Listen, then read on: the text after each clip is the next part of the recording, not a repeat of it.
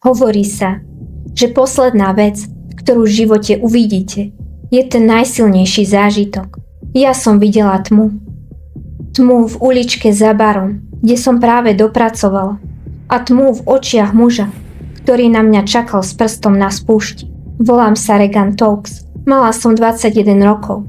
Milovala som Ohio a mala som v pláne zmeniť svet ako psychologička. Kým mi moji priatelia posielali správy a otec volal, ja som kráčala náhá cez pole, v snehu a prosila som o jediné, aby som mohla žiť. To monštrum ma sledovalo na každom kroku a nikto ho nemohol zastaviť. Obete z krimi príbehov majú tvár, ale nemajú hlas. V mojich videách ho dostanú. Rozprávajú svoj tragický príbeh sami, tak, ako sa naozaj stal, aby sa na ne nezabudlo, aby ich smrť nebola zbytočná. Grove City je pokojné miesto. Pre mňa to nebolo len mesto v Ohiu. Bol to domov. Keď ma otec ako malú zobral prvýkrát na zápas Ohio State University, bolo rozhodnuté. Prihlášku som poslala len tam. Bola som si taká istá, že ma príjmu, že som to všetkým hovorila ešte predtým, než mi prišiel list. A stalo sa. Bola som hrdou študentkou psychológie. Chcela som rozumieť ľuďom. Chcela som im pomáhať. Moja mama hovorila, že som mala súcit už od škôlky. Koľkokrát musela zastaviť autom a ja som zbierala chrobáčikov z cesty, aby sa im nič nestalo. Milovala som život. Milovala som tenis, lacrosse a všetky 4 spolubývajúce, ktoré sa z náhodných dievčat stali mojou druhou rodinou. Február 2017 mal byť začiatkom môjho konca na univerzite. Bolo to len pár mesiacov do mojich promócií. Otec mi kúpil rámik na diplom. Stál na stole a čakal na moment, kedy ho spoločne oslávime. Mala som za sebou ťažký rozchod. S Jakeom sme si ale sľúbili, že ostaneme priateľmi. Všetko sa zdalo byť na dobrej ceste. Bol 8. február. Chladný večer. Odrobila som svoju smenu v bare. Bolo ticho. Nič zvláštne sa nedialo. Krátko pred 10. večer som si dopísala s tatom. Vedel, že končím. Vedel, že idem k autu, ktoré parkovalo na tmavej ulici za reštauráciou. Mala som jedno pravidlo. Vždy, keď som prišla domov, tak som sa rodičom ozvala, aby sa o mňa nebáli. Lenže ten večer som žiadnu správu neodoslala. Bolo 22:30. Moja mladšia sestra Gigi mi posiela správu. Správa bola doručená, ale ja som na ňu neodpovedala. Nasledujúce 4 hodiny boli pre mojich blízkych nekonečné. Môj otec mi volal znovu a znovu. Okolo 2:00 ráno môj telefon stichol. Vybila sa baterka. Moja izba v podnájme bola mrazivo ticha. Moja posteľ bola ustlaná presne tak, ako som ju nechala. Dokonca som tam mala nachystanú aj svoju tašku do školy. Kirsten klopala na dvere.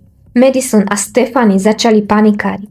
Keď mama volala na univerzitu a zistila, že som neprišla na prednášku, jej svet sa zrútil. Vedela to. Všetci to vedeli. Nikdy by som ich nenechala v neistote. Nikdy. Kým moji priatelia obvolávali nemocnice a písali na sociálne siete, realita bola tvrdšia než akýkoľvek zákon. Mojej matke povedali, že nemôže podať hlásenie o tom, že som nezvestná, pretože nebola posledná osoba, ktorá ma videla. Musel to urobiť môj manažer z reštaurácie. Potvrdil, že som odišla, ale moje auto tam nebolo. Zmizlo spolu so mnou. A potom prišlo poludnie. Na tiesňovej linke sa ozval hlas vystrašeného muža, ktorý sa triasol od šoku. Povedal, že niečo našiel, že to vyzerá ako telo.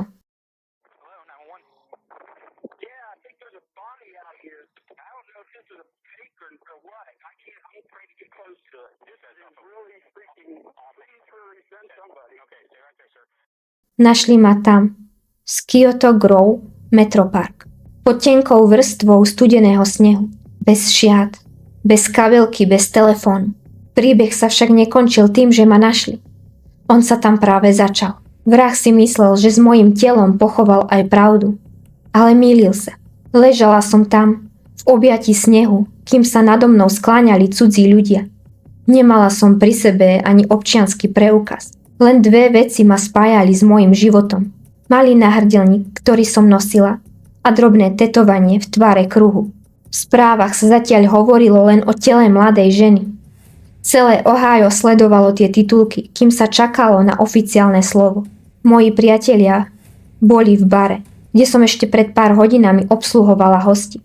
Keď za nimi prišla polícia, v ich očiach videli súcit, ktorý neveštil nič dobre. Policajti sa spýtali, či som mala tetovanie. A v tej chvíli vedeli, že všetky nádeje zhasli. Zrazu sa z tej správy o pohrešovanej osobe stalo vyšetrovanie vraždy. Detektívy sa snažili poskladať kúsky mojej poslednej noci. Pozerali sa na uličky za barom. Na rohu svietilo jedno jediné pouličné svetlo. Ale hneď za ním ďalší blok bol doslova utopený v tme. Pýtali sa na môj rozchod s Jakeom. Mysleli si, že možno tam nájdu odpoveď. Ale my sme si neublížili. Pitva neskôr potvrdila to, čo si nikto nedokázal predstaviť ani v najhoršom sne.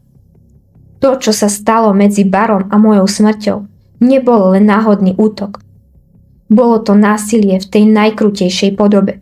Zneužili ma a potom ma navždy umlčali. Bola to poprava zblízka. Chladná, vypočítavá, surová. Polícia na mieste v parku nenašla žiadne nábojnice. Možno ma zabili tam, kde ma našli a nábojnice si vzali ako trofej. Alebo ma zabili niekde inde a do snehu ma len pohodili ako kus nepotrebnej veci. Pravda sa začala strácať v chaose správ. Moja sestra Gigi sa nedozvedela o mojej smrti od rodičov ani od detektívov. Dozvedela sa to na Instagrame. Jedným scrollovaním zistila, že jej sestra už nie je. Hrozne vykríkla.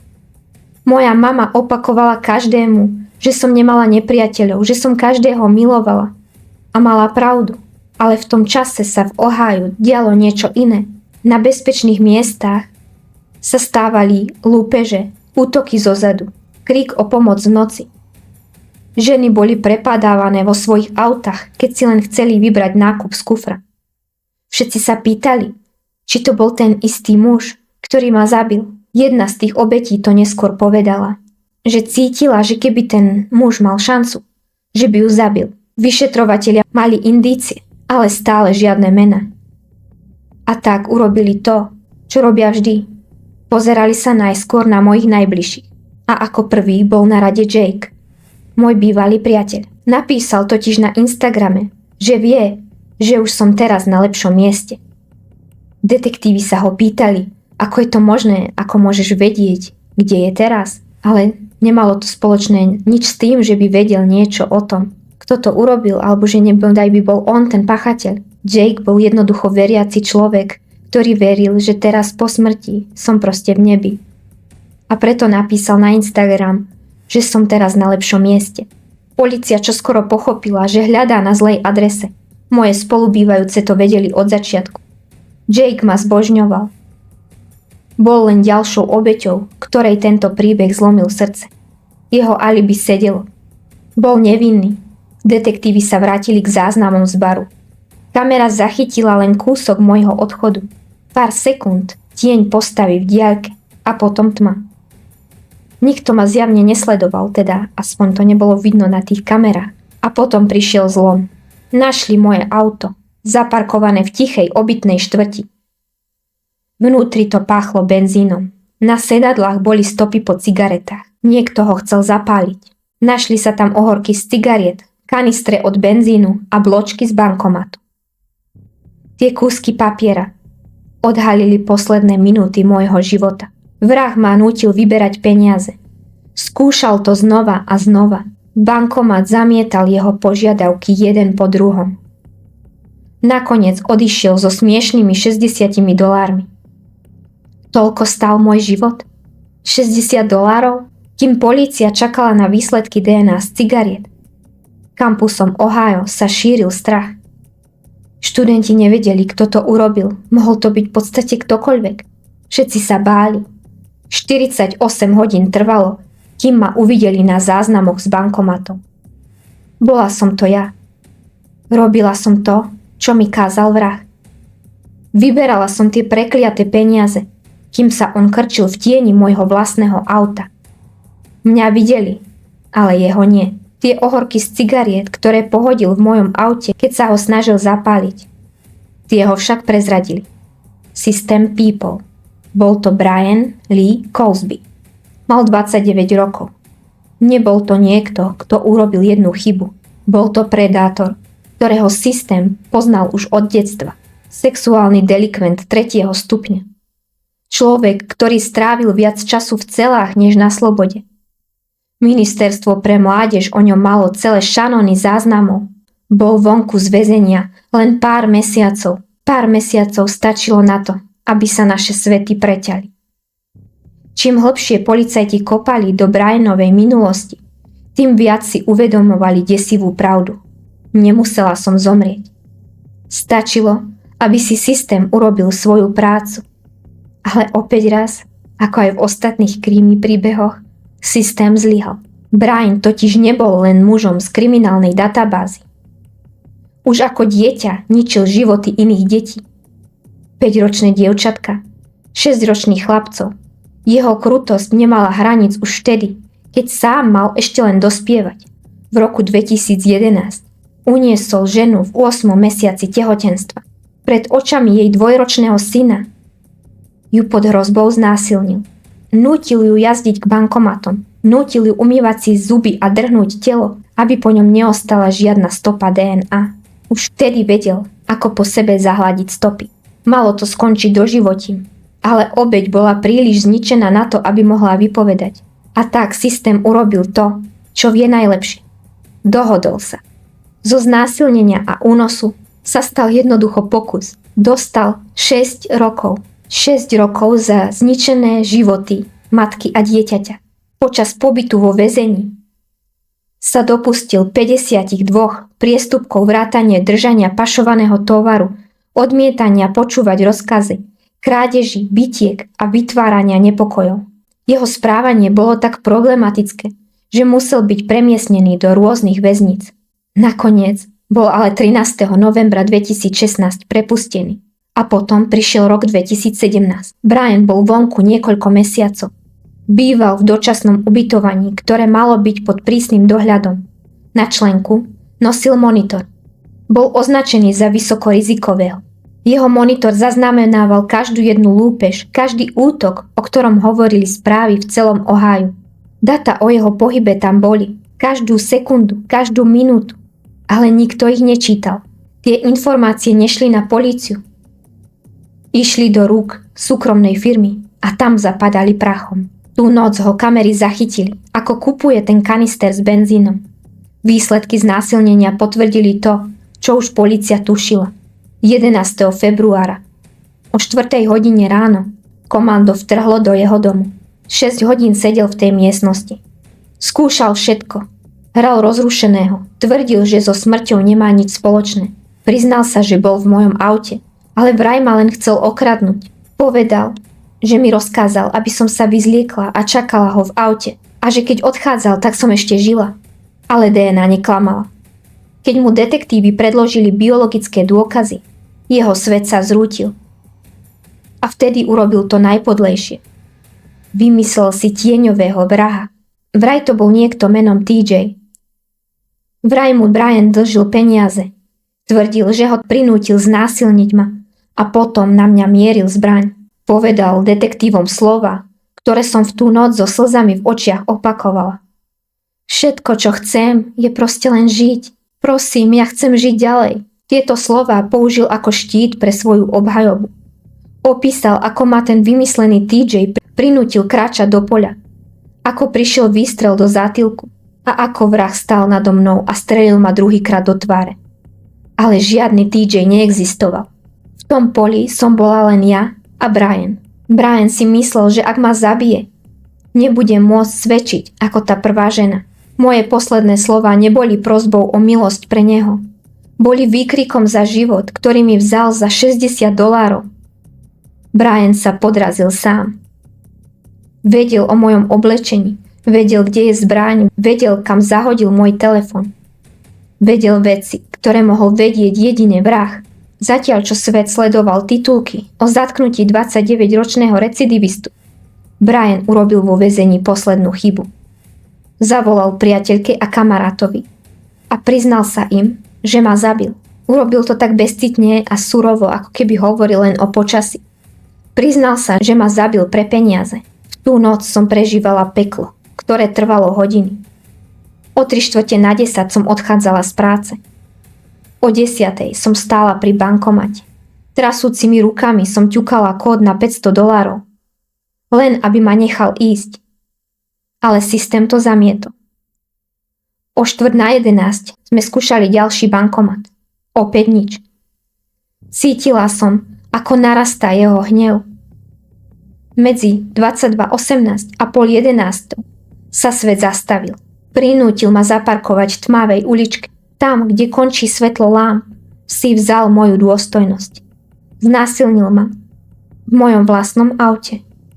Potom ma prinútil vrátiť sa k bankomatu pre tých mizerných $60. Celú hodinu ma vozil nocou, kým ma neodviezol do parku. Prinútil ma, aby som tam šla. Kráčala som do tej tmy, nahá. Sneh ma pálil na chodidlách a ja som prosila. Prosila som o život. Chcela som len promovať, chcela som vidieť Gigi, chcela som len objať otca. 2 rány a bol koniec. Vzal moje auto a odišiel k svojej priateľke, ako by sa nič nestalo. O 2:00 ráno si v McDonalde kupoval alibi. Jedlo, aby pôsobil ako bežný človek. Zbraň a nábojnice, ktoré ukončili môj život, hodil do kanalizácie. A svojej priateľke dal moju kabelku a peňaženku. Usmial sa a povedal, že to má darček. V deň, keď Brian predstúpil pred súd, môj otec stál za sklom a pozeral mu priamo do očí. Triasol sa od hnevu tak silno, že sa bál, že mu zlyhá srdce. Vedel, že systém mal v rukách tohto vraha, ale neurobil preto nič, aby zostal tam, kde patrí. Napriek tomu, že mali rôzne dôkazy, stále Brian o sebe tvrdil, že je nevinný. Bol máj 2017. Deň, na ktorom som tak tvrdo pracovala. Boli promócie. Štadión v Ohiu bol plný študentov v talároch. Mal to byť najšťastnejší deň môjho života. No namiesto mňa tam stála moja rodina. Keď vyhlásili moje meno, tisíce ľudí sa postavili. Ten potlesk nebol len za môj titul. Bol za môj život, ktorý mi bol vzatý príliš skoro. Moja mama tam stála. Prijala diplom a s ním aj posolstvo, ktoré som nestihla povedať sama. Vzdelanie je dar. Využite ho na to, aby ste tento svet urobili lepším miestom. Ja som to urobiť nestihla, ale videla som v očiach každého spolužiaka, ktorý tam v ten deň plakal. Bol marec 2018. Rok po mojej smrti sa začal skutočný boj o spravodlivosť. Porodcovia neostali len v laviciach. Vyšli von, do mrazu, aby kráčali mojou poslednou cestou. Pozerali sa na tie bankomaty, na tú tmavú uličku a na ten park.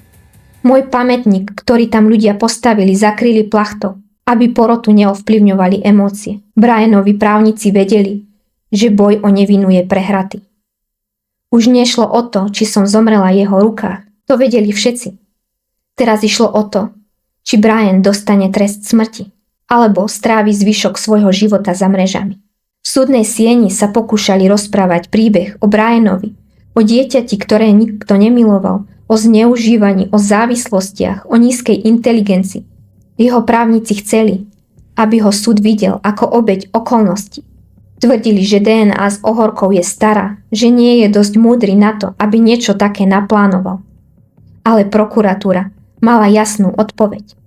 V tú noc išiel loviť a našiel mňa. To zariadenie na jeho nohe neklamalo. Sledovalo nielen, kde stál, ale aj ako rýchlo išiel. O 9:45 stál pri mojom aute.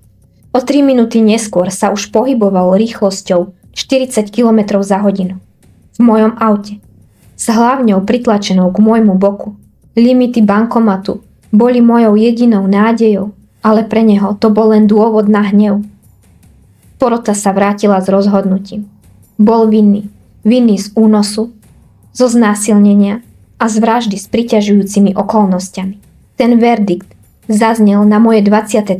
narodeniny. Namiesto oslav v kruhu rodiny, namiesto sfúkovania sviečok na torte som dostala dar spravodlivosť. Porota tam stála pred najťažšou otázkou. Život alebo smrť pre Briana? Čo by ste mu dali vy? 8 z nich chcelo pre Briana trest smrti. 4 váhali. A v tom tichu, kedy sa rozhodovalo o jeho osude, Brian prvýkrát prehovoril. Chcel by som sa ospravedlniť rodine. Klamal som o všetkom. Žiaden TJ neexistuje. Vymyslel som si ho, aby som unikol trestu. Prosím, zmilujte sa nado mnou. Zrazu to nebol ten predátor z tmavej uličky. Bol to zbabelec, ktorý prosil o milosť, ktorú on mne nikdy nedoprial. Súd sa rozhodol. 3 doživotné tresty bez možnosti prepustenia. Tomu ďalších 66 rokov za lúpeže, ktoré spáchal predtým. Prokurátor bol sklamaný. Roky bojoval za trest smrti, podával obvolania, písal desiatky strán argumentov. Chcel spravodlivosť, ktorá by bola absolútna. Ale nakoniec najvyšší súd rozhodol. Brian už nikdy neuvidí slnko. Dostal sa do väznice s maximálnym stupňom stráženia. Moji rodičia vtedy urobili sľub. Sľub, že nebude moja smrť len ďalšou štatistikou v spise. Systém je chybný a zmeny sú potrebné. Budeme na tom pracovať celý život, ak to bude potrebné. A dokázali to. V roku 2018 urovnali spor s tými, ktorí mali na Briana dohliadať a zlyhali. A v roku 2019 sa stalo niečo, čo navždy zmenilo Ohio. Účinnosť nadobudol zákon Reagan-Stokes. Najvyšší súd potvrdil, že je ústavný. Už žiadne súkromné firmy, ktoré taja dáta z GPS náramkov. Už žiadni nebezpeční predátori, ktorí sa túlajú nocou bez kontroly. Hovorí sa, že smrť je koniec, ale v mojom prípade to bol začiatok boja za tisíce iných. Moja tragédia odhalila diery v systéme. Brian vo väzení porušil pravidla 52 krát a napriek tomu ho prepustili. Dnes je to inak. Zákon Reagan-Stokes dal súdom do rúk silu. Už nikto neuvidí slobodu predčasne, ak sa vo väzbe správa ako monštrum. Kurzami sebaobrany, ktoré nesú moje meno, prechádzajú ženy, ktoré sa učia bojovať, aby už žiadne volanie o pomoc nezostalo nevypočuté. V tom parku dnes stojí záhrada pokoja. Je to miesto modrej farby, mojej obľúbenej. Moje posledné hodiny boli mučivé. To chladné pole a moje prosby o život sú niečo, čo by nikto nemal prežiť. Ale ľudia o mne nehovoria ako o obeti. Hovoria o súcite, o láske a o neobmedzenom potenciáli, ktorý som mala. Moja mama má pravdu. Láska všetko prekoná, aj tú najväčšiu bolesť. Čo si o tomto prípade myslíte vy? Budem rada, ak sa o vaše názory podelíte dolu v komentároch. A ak chcete počuť aj iné príbehy ústami obeti, dajte prosím odber a zapnite si zvonček, aby sa na naše príbehy nezabudlo a aby sa niečo také, ako sa stalo nám, už nemuselo stať nikomu inému. Volám sa Reagan-Stokes a ďakujem, že ste si vypočuli môj tragický príbeh.